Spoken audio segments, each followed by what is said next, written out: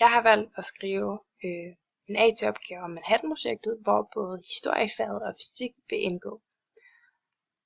Manhattan-projektet er den her historiske og fysiske fremstilling af det forløb, der førte til produktionen af verdens første kernevåben samt kernereaktor. Opdagelsen af fissionsprocessen i 39 fører til den her helt nye udvikling inden for kernefysikken, samt en radikal ændring i organisering af forskning, og også senere kendt som Big Science, og især har sit eftermæle i nutidens samfund. De første atombomber blev så kastet over Hiroshima og Nagasaki og har nogle kæmpe konsekvenser efter sig, som vi også bringer på banen. Det er det, der danner grundlag for min undren for den her opgave, og ud fra det har jeg så formuleret følgende problemformulering, som jeg så vil prøve at besvare i løbet af opgaven. Det lyder, hvordan udviklingen teknologiens grænser sig i perioden 39-60 med særlig fokus på atomare våben, hvor jeg herunder først vil redegøre for kendetegnet ved det amerikanske forskning- og udviklingsprogram af atombomber, også kendt som Manhattan-projektet. Derudover vil jeg kigge lidt på selve fysikken bag en atombombe, og jeg vil også lave en kildekritik af Einsteins brev til præsident Roosevelt i 39, og afslutningsvis vil jeg se på, hvilke enorme konsekvenser det har for eftertiden af de her bombninger af Hiroshima og Nagasaki i 45.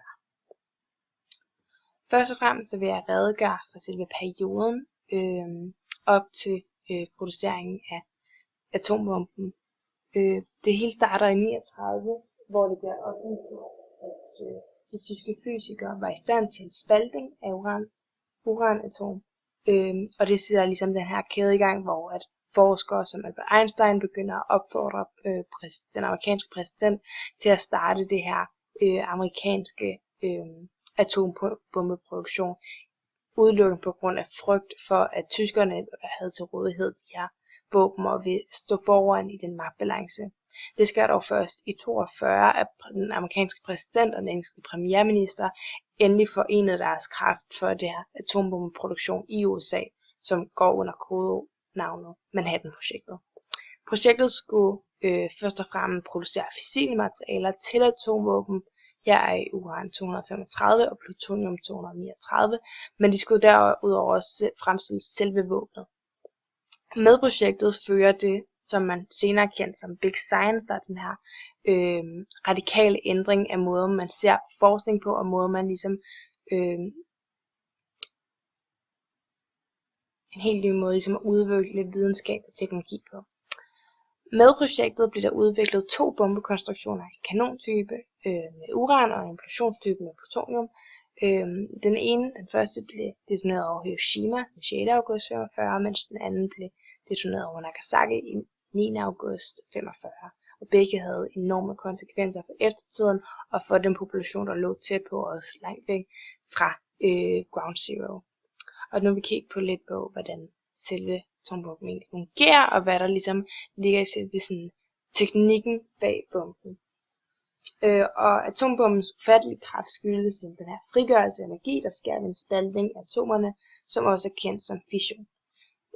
Den er så mange gange stærkere end andre og tidligere kendte sprængstoffer, fordi masse bliver omdannet til energi, som vi kender fra Einsteins relativitetsteori.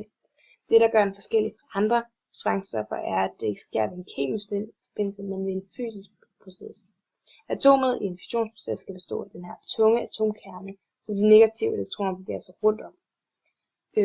Det man rent teknisk gør ved en atombombe er, at man bombarderer uranatomet med neutroner, så atomkernen bliver ustabil og deler sig i 2 lige store dele, og dermed spalter sig. Og ved den proces så frigøres der så 2 eller 3 neutroner, der så spalter de næste atomkerner, og dermed opstår den her kædereaktion, og man kan opnå en kæmpe energifrisætning, som skaber eksplosionen. Og for hvert atom, der ligesom spaltes, frigøres der mere og mere energi. Og det er det, vi ser i denne her reaktionsskema, hvor vi kan se, hvordan de 2 neutroner bliver frigjort her, men samtidig kan vi også se, hvordan den her kæmpe, nu er der godt ikke tal på, men det er den energimængde, der så frigøres ved spaltning af det ustabile uranatom. Og rent teknisk, når den her atombombe detonerer, så bliver ca. 50% af energien brugt til den her store trykbølgefordeling her. 35% bliver brugt på varme, og de sidste 15% bliver brugt på ioniserende stråling. Og når atombomben eksploderer, dannes der en ildkugle, som efterfølges af en skærende lysglimt, voldsom varmestråling og til sidst den her ioniserende stråling. Der fører til forbrændinger, ildebrænde, stråleskader, ødelæggelse af elektronisk kredsløb og en trykbølge med orkanstyrke.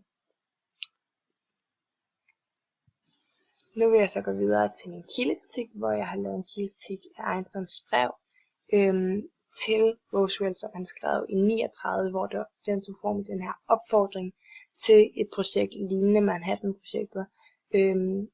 Og motivationen bag brevet lå i den her frygt for, at tyskerne havde et forspring i form af teknologien, og dermed kunne sætte magtbalancen ud af spil og være foran USA.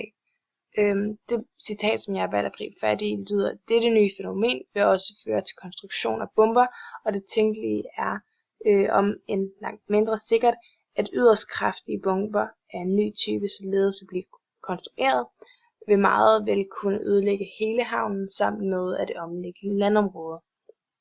Og det her, hvor han ligesom både advarer og forudser, hvilke konsekvenser det kan have, hvis de her nye teknologi vil komme i de forkerte hænder. Og det er altså tydeligt, hvordan afsenderen af den overbevisning, at den teknologiske udvikling inden for atomar energi er essentielt inddraget i den amerikanske forskningsprogram. For at kunne udligne den her magtbalance mellem askemagterne og de allierede. Ifølge afsender kræves det også den her øjeblikkelige opstart af den slags projekt for at kunne fremme det amerikanske forspring inden for den teknologiske udvikling. Og det er nemlig den her opfordring på øjeblikkelig overvågenhed. Så er jeg kommet til den afsluttende del af min opgave, hvor jeg vil redegøre lidt for at vurdere de konsekvenser, der efterfulgte atombomberne i Hiroshima og Nagasaki. Og den første atombombe, som kastet i Hiroshima i 1940, som skulle ligesom bruges til at fremskynde krigens afslutning. Men i den forbindelse blev der også den her etiske debat om en anvendelse af bomben, for der var ingen, der rigtig var klar over, hvilke følger der ville komme med bomben, og hvilke konsekvenser der egentlig lå. Der var ingen, der vidste reelt, hvor stærk det her masseudlæggelsesvåben, som det havde skabt, var. Og det var også for dem, der både det militære og forskerne, der havde været med til, fordi det var svært med at udgive det her produkt, selvom de egentlig var stolte af resultatet, så vidste de ikke reelt, hvad der ville komme med det. Og man kan dele de konsekvenser af en atombombe op i to. Der er både de kortsigtede, hvor der er masseudlæggelse på de 15 km radius rundt om Ground Zero, hvor alt bliver udslettet inden for det første minut.